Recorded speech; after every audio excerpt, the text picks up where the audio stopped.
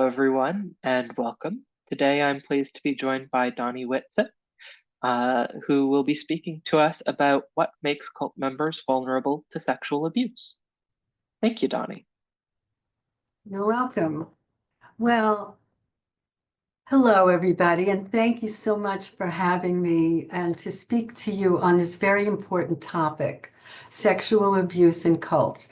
We know that cults are not the only venue where sexual abuse occurs, but there does seem to be a disproportionate amount in these environments. So I'm going to start sharing my screen.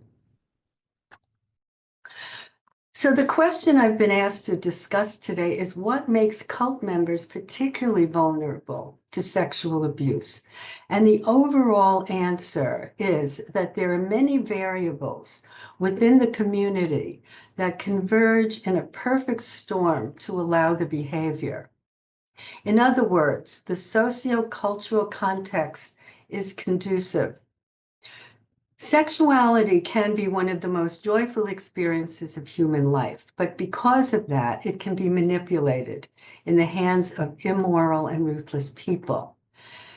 At another time, maybe we can talk about the joys of sex, but today, unfortunately, perhaps, we'll be talking about the other side.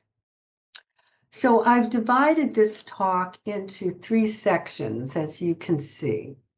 The first is the title of the talk, Vulnerability, what makes cult members vulnerable to sexual abuse. Next, I'll talk a little bit about consequences, and then we can talk about what to do about them. So, what is sexual abuse? Sexual abuse is any sexual act, behavior, or contact that is forced upon a person without their consent, often involving manipulation, coercion, or exploitation, particularly when one holds power over another. In regard to children, it means the child is not developmentally prepared for, cannot fully understand, and or is legally unable to consent. So, what is consent? Well, there are 3 components basically to consent. It has to be voluntary. Could you choose your partner freely? Could you say no?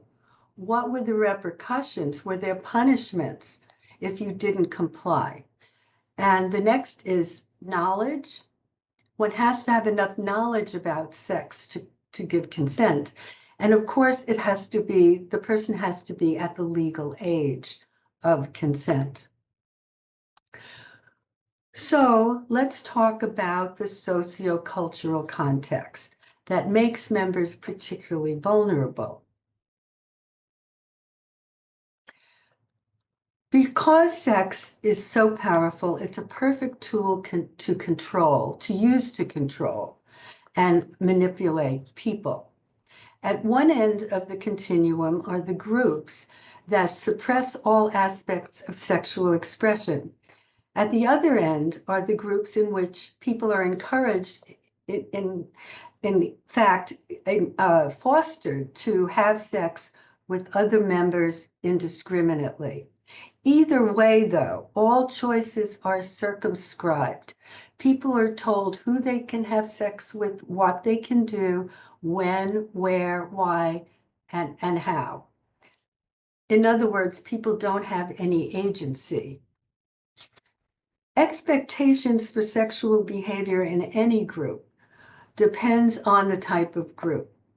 But what they all have in common is that these models are not freely chosen. They're designed by the leader or the leadership, and these change from time to time, depending upon the visions or the whims of the leader. For example, if you're familiar with the Children of God, David Berg, the founder, woke up one morning and said he had a dream, he had visions, that the women in the group should go out and proselytize and use their sexuality to recruit members. And that's what they did. And that formalized or institutionalized the practice known as flirty fishing. And of course, there's often a double standard between what the leader can do and what the members can do. Celibacy or abstinence for the members, but indiscriminate sex for the leader. Now, one of the most significant contributing factors, I believe, that makes people particularly vulnerable in these groups is that there is a purposeful breakdown of boundaries. Normally, outside of cults, there are generational boundaries around the parental subsystem and the child subsystem. But in cults, that boundary is very blurred. There is little delineation between parents and children. Parents abdicate their role as the leader of the family to the leader of the cult, who dictates the child-rearing practices, and parents have to show their loyalty to the leader by obeying his wishes and how well they do that. Parents become like children themselves. They have to ask permission to do things. And of course, the child-rearing practices are not based on any good research or science, but again, on the leader's whims. There is also a lack of physical boundaries. There's often no privacy in the home. I've been told by clients that they had to take down the doors in the bedrooms, and there were no doors on the bathrooms as well. People walked around nude. There was a lot of nudity. This was particularly true of the groups in the 70s, 60s and 70s and into the 80s.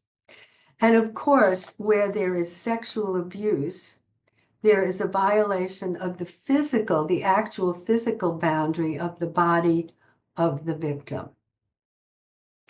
There's a lack of emotional and psychological boundaries. People can't even have their own thoughts.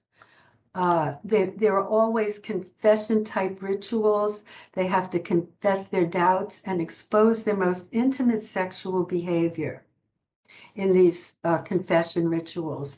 I was told by a young woman who was in a group that shall not be named, that she had to go, as a teenager, she had to go before a panel of elders, men, of course, and confess everything she did with her boyfriend and what she did with herself in great detail.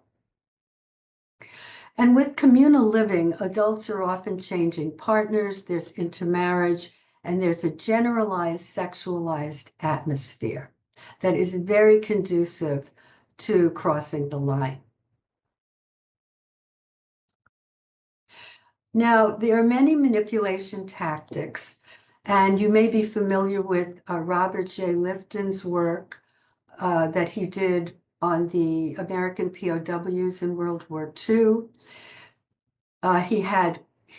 He has developed 8 themes or criteria that we often hold up to determine whether a group would be considered a cult or not.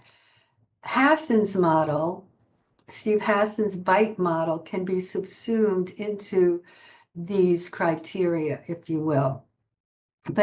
And so in the interest of time, I'll condense some of them and apply them to how they contribute to the vulnerability of members. The first, milieu control, means that information into and out of the group is tightly controlled, so there isn't any reality testing. What the leader says is taken as gospel. He's assumed to be the supreme leader, challenging God in many cases, and no one can fact check him on Google.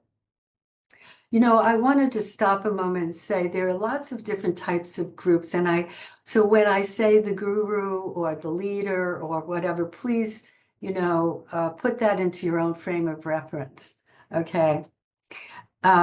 Milieu control also means cutting off outsiders who might challenge the group's beliefs or see the inappropriate behavior going on among adults and children. Mystical manipulation means that the group is considered elite and the member specially chosen for their talents or skills. Basically, they're love bombed. And the victim, the chosen victim, may be specially chosen to be with the leader. The sacred science is that the mission is considered sacred, not to be questioned. And since members want to reach enlightenment or be their best Christian selves or whatever, they don't question if an elder wants to have sex with them and says that it will put them on the fast track to enlightenment. The demand for purity and confession means that any doubts they may have, which might include questioning the inappropriate behavior, are to be confessed, and then the victim is shamed for having them and publicly ridiculed. The dispensing of existence means that as a true believer, they believe that the only way to live forever, or whatever, is to believe. So the victim accepts the abuse in the interest of saving his or her soul.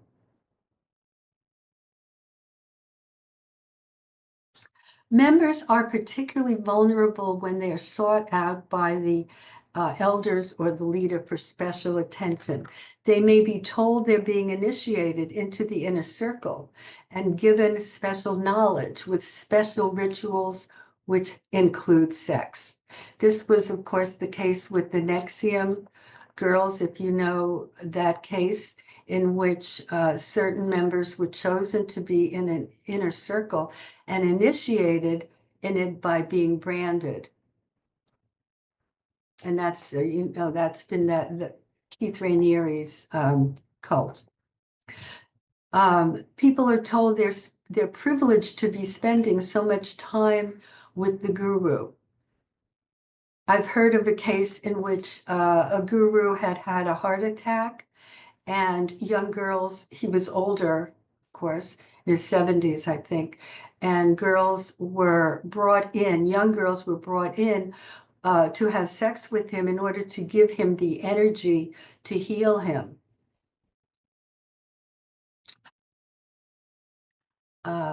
Okay. Other aspects that contribute to sexual abuse are the isms, sexism and heterosexism.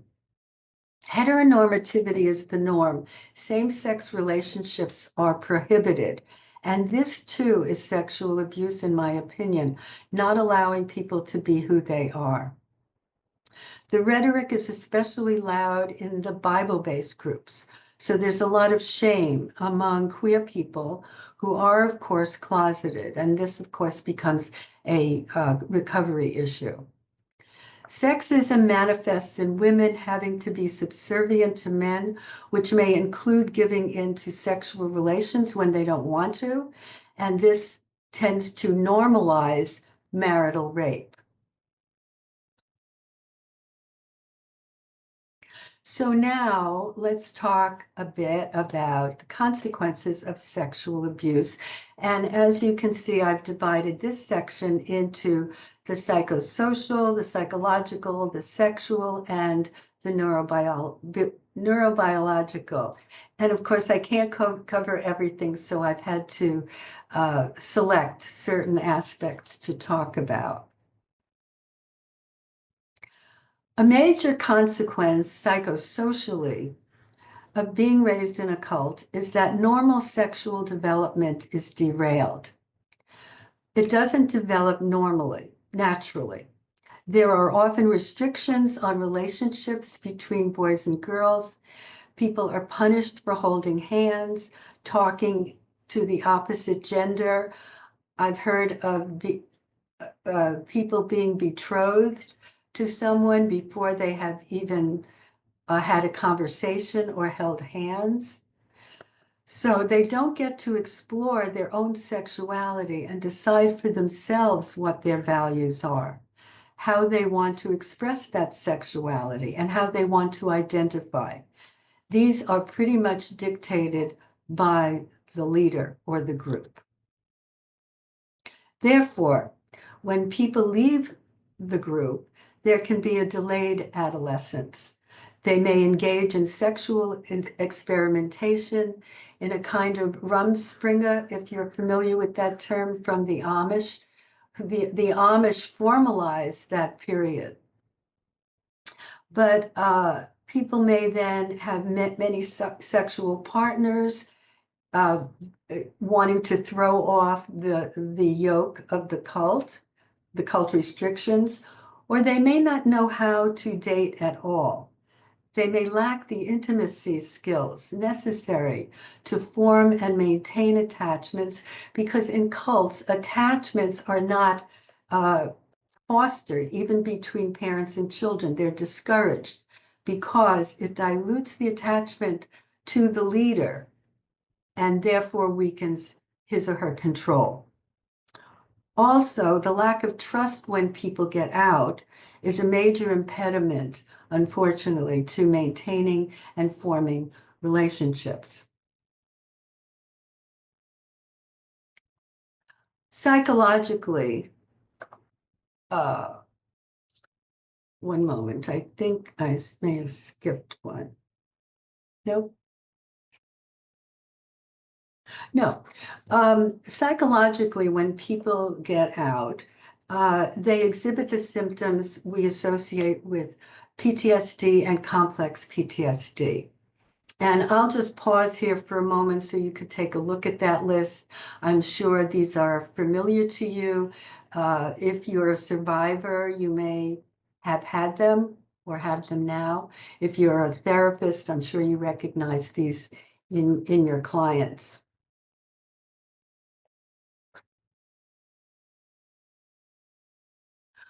Two of the most tragic consequences of being in a cult are the guilt and shame people feel. Guilt is about what one does. And for guilt, one can make amends, one can apologize. But for shame, shame is about who one is, one's essence. And the only antidote for shame is self-forgiveness, self-compassion. Sexual abuse victims may also feel guilt and shame if they enjoyed parts of the experience. They may have enjoyed some special attention, privileges. They may have been given gifts. They may have liked spending extra time with the leader or whoever. And they may have gotten aroused during the abuse. And I want to make a fine point on this. A woman's body will respond when touched, despite the circumstances, with lubrication and even orgasm at times. This is nature's way of protecting the body. But often people feel, and men as well, if they got aroused, they wanted the abuse. And this is very far from the truth. And that's why I want to emphasize it, because the guilt and shame often has to do with self-blaming. Also, another point about shame is, according to Daniel Shaw, the shame that the victim feels is actually the perpetrator's shame projected into the victim, evacuated into the victim, that is then internalized and is carried for the perpetrator. So now I'll talk a bit about some sexual consequences specifically. Because cults are not models for healthy positive sexuality, former members may be confused when they get out, particularly if there was a discrepancy between the leader, between what the leader said and what he did, and what was okay for him and not okay for the members. Now, although first-generation members may have had previous knowledge, their ideas and values often get distorted by the group's practices. Second and multi-generation members only know what has been taught to them, what they've been raised on, and their entire sexuality has been shaped by the cult. So sexual abuse can result in traumatic sexualization. Traumatic sexualization is the process in which a child's sexuality is shaped in a developmentally inappropriate and interpersonally dysfunctional fashion as a result of sexual abuse.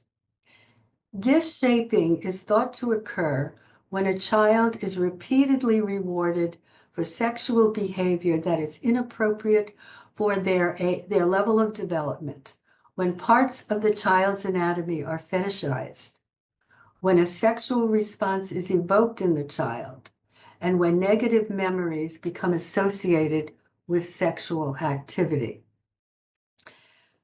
And what the child learns then is that sex is their value and that having sex is the way to relate to people. And they may carry this template with them into adulthood, feeling that the way to relate to people is through their sexuality, that they aren't loved for who they are, just for what they can provide in the way of sexual gratification. And sex then can become a commodity that they trade for affection and love. A great example of this that I recommend to you is in a book called The Boy Who Was Raised as a Dog by Bruce Perry, who worked with the Waco children. Chapter 1 is called Tina's World, and it's a great example of this kind of traumatic sexualization and using one's sexuality as a commodity and thinking that's the only way to that someone will love them.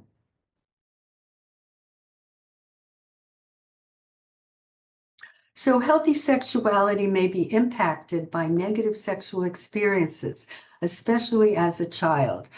Some general consequences are people may be averse to sex or be hypersexual, both ends of the continuum. Sexuality may be stunted or accelerated. People can have issues in any phase of the sexual cycle, desire, excitement, orgasm, and it may affect their sexual orientation or practices. For example, a couple of years ago, a few of us did a study on second-generation former members, a sample, and we found, interestingly, that BDSM was fairly common among this group. And one theory that we had was that the dominance, the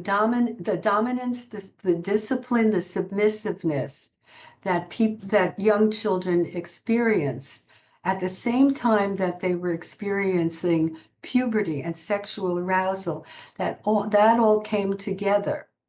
And it may be that that's influencing their current sexual preferences and practices. We call this associative learning. Now, I do want to say a caveat to that is that we didn't have a control group. So this is just a theory and certainly needs additional research to see what it really means. But I thought I'd send that, relate that to you because it is kind of interesting. And we do know that early sexual experiences does affect current practices. Other effects of sexual abuse include approaching sex as an obligation, having negative emotions when touched, fear, guilt, disgust, feeling emotionally distant and numb. Part of that, it's important to know that a lot of sexual abuse then the trauma is held in the pelvic region. So therefore, this makes a lot of sense that people would feel numb or distant and not present during sex. Having intrusive or disturbing thoughts or images during sex. Engaging in compulsive or risky, inappropriate behavior, and having difficulty with or avoiding intimate relationships. Now, although these are considered sexual dysfunctions and there are sex therapists who deal with them, Wendy Maltz, who is a sex therapist in the San Francisco area, makes the point that they may actually be protections against the painful memory. Sexual trauma affects the entire body. So I want to mention briefly a few body systems that become dysregulated. The stress system, the memory system, the autonomic nervous system, and the and the autonomic nervous system. So the first one that I want to talk about, and now I'm moving into talking about neurobiological effects of sexual abuse. The first system I want to mention is the stress system. The HPA axis, which is the hypothalamic pituitary adrenal axis, which is the stress response, puts out adrenaline and cortisol so that one can fight or flee. Now, in the normal stress response, cortisol drops when the emergency is over and the body rests and digests. But with chronic or prolonged stress, the body continues to pump out cortisol, and therefore the body marinates in this toxic chemical. The term marinates, I want to give credit to Robert Sapolsky, who is a wonderful stress professor in at Berkeley, I believe. And that's a great term, to marinate. The body marinates in this toxic chemical. And the thing that's important to know is that cortisol is very important in the short term, but in the long term, it's very toxic to the body. It burns out synapses in the brain and burns out organs in the body. It also reduces the body's immune system, the body's immune system's ability to reduce inflammation. And inflammation causes disease. The next system I want to mention is the memory system. The amygdala, which is this little almond-shaped thing, the amygdala is our smoke detector. And again, I want to give credit to Bessel van der Kolk's term for the amygdala. It lets us know that we're safe or that there's danger.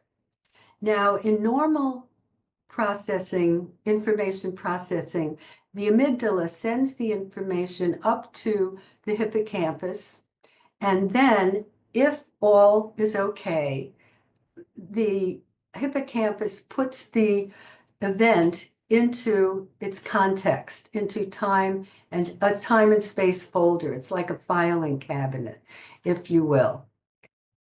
And then if all goes well, that information goes up to the higher cortical regions, the prefrontal cortex, for memory consolidation.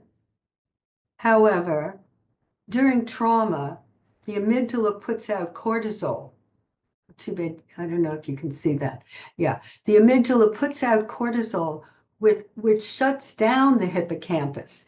Therefore, the memory is not filed correctly, and the past is then often experienced in the present in what we know as a flashback.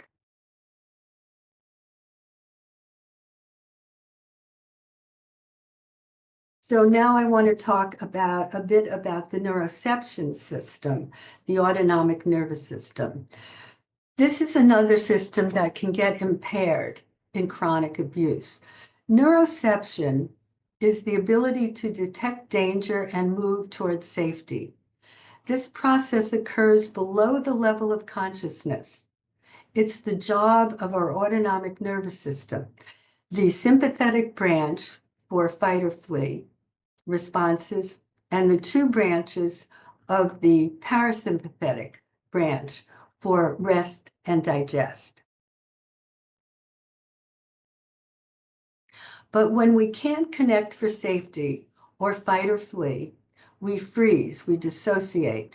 And dissociation has many names now: collapse, fawn, please and appease, submit.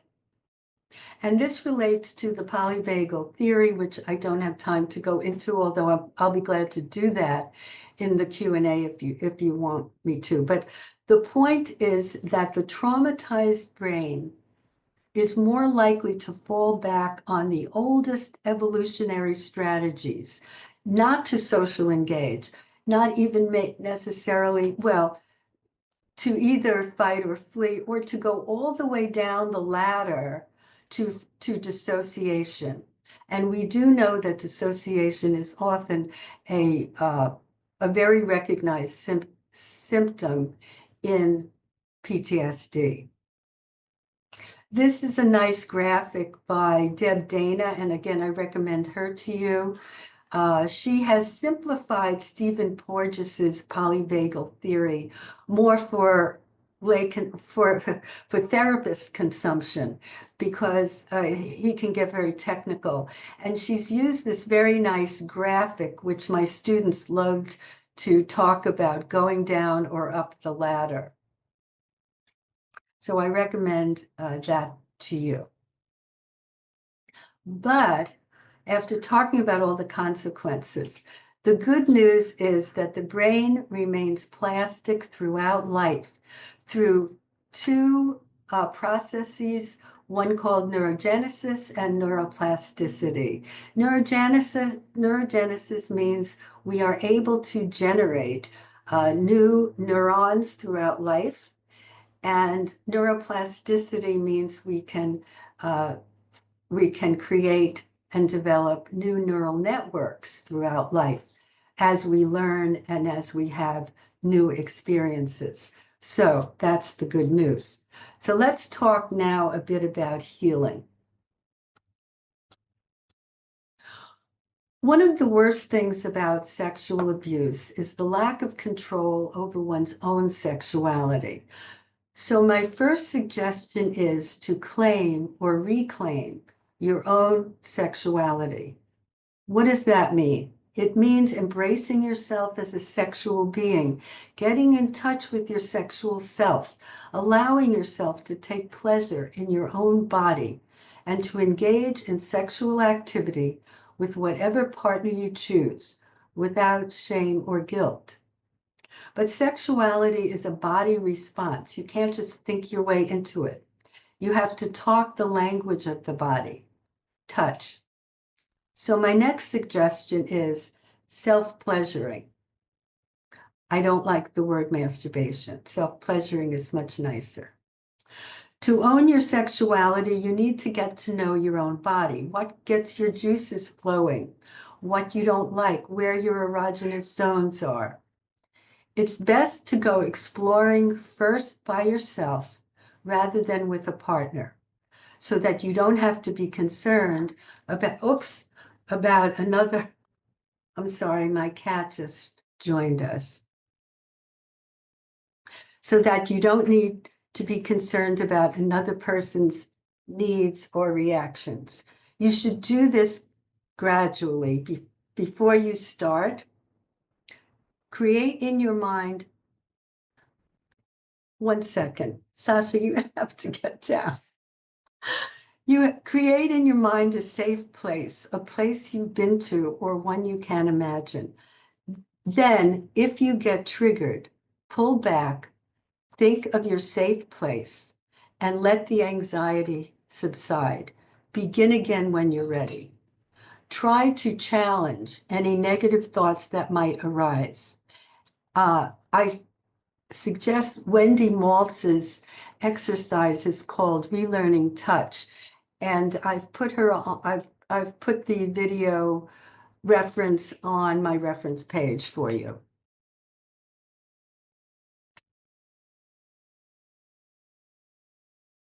Boundaries, of course, are very important to repair.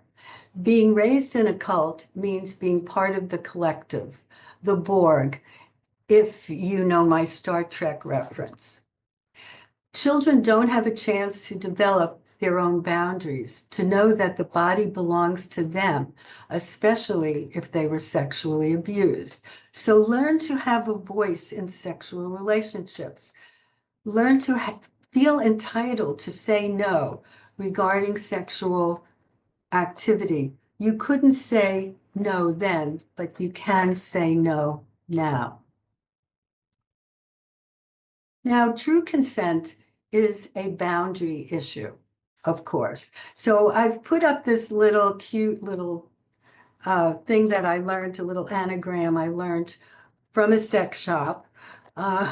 You see on the bottom, the Pleasure Chest in Los Angeles, which I recommend to you if you're interested.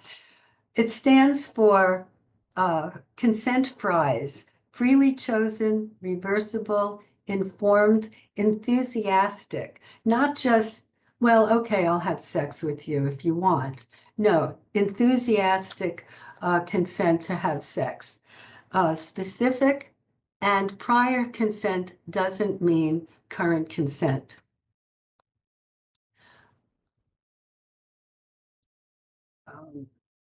Healing involves, of course, minimizing triggers so you don't get overwhelmed in the present.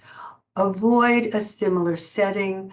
Communicate with your partner. Share what happened to you in a neutral setting, not in the bedroom, if you can avoid it.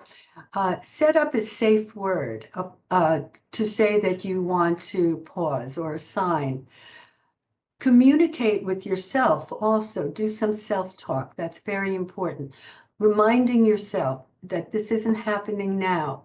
That happened in the past, not the present. I'm safe now and I'm choosing to have sex. Here are some very good questions to ask yourself to minimize triggers. I particularly like this last one. Am I seeking love and affection through sex rather than sex through love and affection?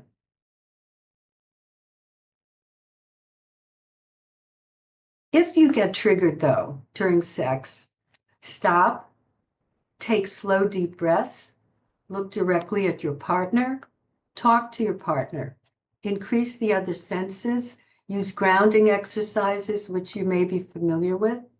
And again, we can talk about that if you want. Make adjustments for comfort, resume or stop.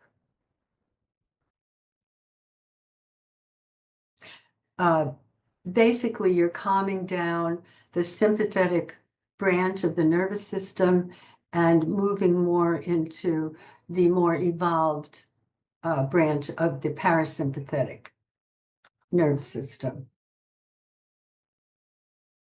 Therapy can be very helpful in navigating the waters of abuse. And there are many types of therapy, which of course I don't have time to go into. In therapy, it's important to work within what we call the window of tolerance, an area between hyperarousal and hypoarousal, in which experiences and memories can be processed without the person being flooded with emotion, fight or flight, or shut down. Fight or flight is here, or shut down, numb, being numb or dissociated. Now, since trauma lives in the emotional brain, the limbic system, we need to access this area to heal. How do we do that? Again, through gradual exposure and discussion of the traumas, staying within the window of tolerance. The goal is to widen this window, to expand the survivor's tolerance for processing the trauma. When survivors first come in, that area is quite narrow. But as trust builds and the client feels safer, they're able to talk more easily. And remember, the most important thing to remember is don't let your past deprive you of a present and a future. The best revenge is having a good life. Thank you for listening. I hope it's been helpful. And here are some selected references for you. And I'll be glad to take questions now.